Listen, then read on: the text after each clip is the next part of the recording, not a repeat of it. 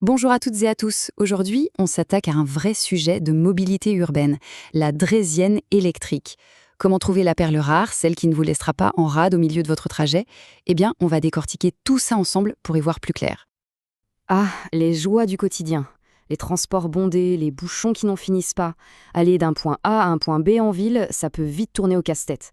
Alors, on est en droit de se demander, n'y aurait-il pas une solution plus simple, plus maligne? Et si la réponse, c'était cet engin un peu particulier? La draisienne électrique, c'est vraiment la bonne surprise de ces dernières années. Pensez-y, c'est le meilleur des deux mondes. On a le confort d'assise d'un vélo et la simplicité, la praticité d'une trottinette. Ok, super, mais par où on commence? Avant même de lorgner sur les modèles en vitrine, il y a quelques points essentiels à avoir en tête. C'est vraiment la base pour faire un choix intelligent et surtout pour ne pas être déçu. En fait, tout repose sur 4 critères. D'abord, la taille des roues. Plus elles sont grandes, plus c'est confortable, surtout sur les pavés. Ensuite, la portabilité. Est-ce qu'on aura besoin de la plier pour la ranger au bureau ou monter dans le train? Troisième point, l'étanchéité, super important pour ne pas paniquer à la première goutte de pluie. Et enfin, évidemment, le nerf de la guerre, l'autonomie. Alors, sur l'étanchéité, il faut faire attention. Un indice IPX4, ça protège des éclaboussures, genre une petite brune. C'est le minimum syndical.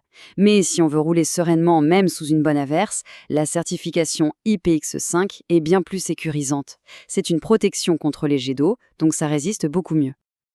Et puis l'autonomie. Ah, le grand débat.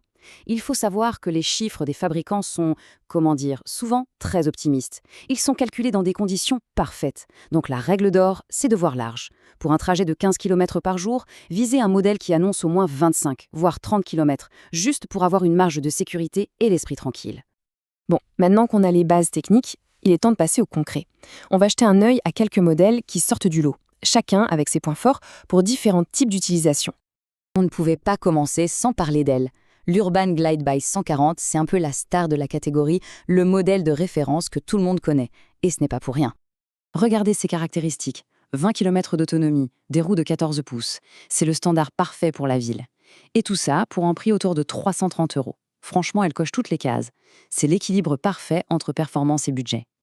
D'ailleurs, l'expert Nico Petit-Braquet le résume très bien, c'est la valeur sûre. Le genre de modèle avec lequel on ne peut pas se tromper, qui convient à presque tout le monde.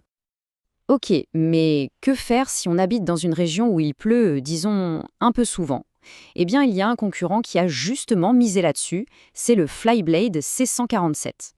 Pour un prix à peine plus élevé, on gagne un peu en autonomie, mais surtout, on a cette fameuse certification IPX5.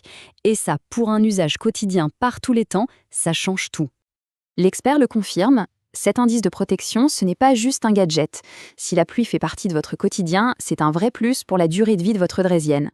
Allez, on monte en gamme. Pour celles et ceux qui ont de plus longs trajets à faire, qui ont besoin de plus de confort et d'autonomie, il y a la catégorie supérieure. Et là, les chiffres parlent d'eux-mêmes. 40 km d'autonomie, c'est énorme. On double quasiment la mise. Avec ces roues de 16 pouces, on gagne aussi beaucoup en confort. Bien sûr, le prix est plus élevé, mais pour les gros rouleurs, l'investissement se justifie pleinement. Parlons budget maintenant. Est-ce qu'on peut s'équiper sans vider son compte en banque? La réponse est oui, avec des modèles comme le Yepmi e14. Son atout numéro 1, c'est son prix. Très agressif. Il est aussi pliable, ce qui est pratique. Mais il y a un mais. L'autonomie annoncée de 15 km est souvent bien moindre dans la réalité. C'est donc un modèle à réserver vraiment pour les tout petits trajets sur du plat. Et pour finir, un petit ovni, un modèle qui ne joue pas tout à fait dans la même cour. Le WeSpeed WeMob Scoot, c'est le champion de la praticité au quotidien. Son point fort, qui saute aux yeux, c'est son panier arrière. Idéal pour aller faire 2-3 courses. Il a aussi un démarrage à clé, un petit plus sécurité. Par contre, attention, gros bémol, il n'est pas pliable du tout. Donc c'est le roi pour les aspects pratiques, mais pas pour le transport. Bon, après ce tour d'horizon, comment on s'y retrouve dans tout ça? Il est temps de résumer pour que chacun puisse trouver chaussure à son pied. En clair, pour le meilleur rapport qualité-prix, l'Urban Glide 140 est imbattable. Si le budget est vraiment serré, le Yipme est une option pour débuter. Si vous faites de longs trajets, le Lynx 160 est dans une catégorie à part.